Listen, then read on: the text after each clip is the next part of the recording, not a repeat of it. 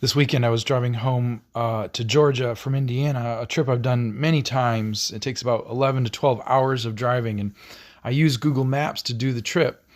And I have noticed for the last 3 years or so that I've done this trip, Google Maps has lots of mistakes. They have places where they don't tell you to be in the left lane or the right lane when you're supposed to be, and they tell you that you need to merge when there's no highway or road that's really merging there. And there's a lot of mistakes. And I had this insight that part of the problem is they have no way for me to interact with them in that moment there when the directions are wrong, to tell them that they're wrong. And so I think this is a key idea for all of our lives. We need constant correction. When you're driving down a road, the steering wheel is not held still. It is actually constantly in motion, isn't it? In order to stay on a straight path on the road, you have to constantly correct. It's not a now and then thing.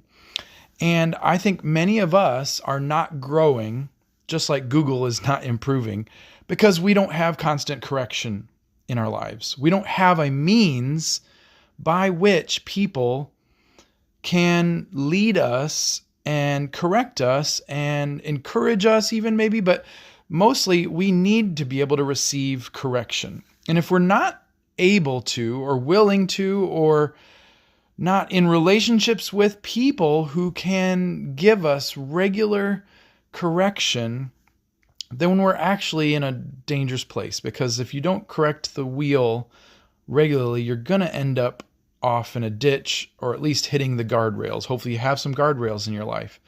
People end up being rumble strips for us. As we start to go off a little bit to the left or to the right too far, people will say, hey, your attitude's not great there. Hey, your mindset on this this is not true what you're believing right now. And about yourself, about reality, about your future, about God. And you need some correction. So we need to build trust in relationships, have people around us who can call out things when they see it and help lead us back on the path. And I'm realizing that's part of what's happening in this nation. We have cut off social media.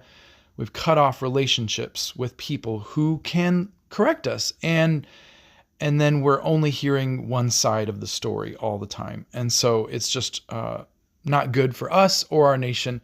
And I hope this encourages you to surround yourself with people from whom you can hear.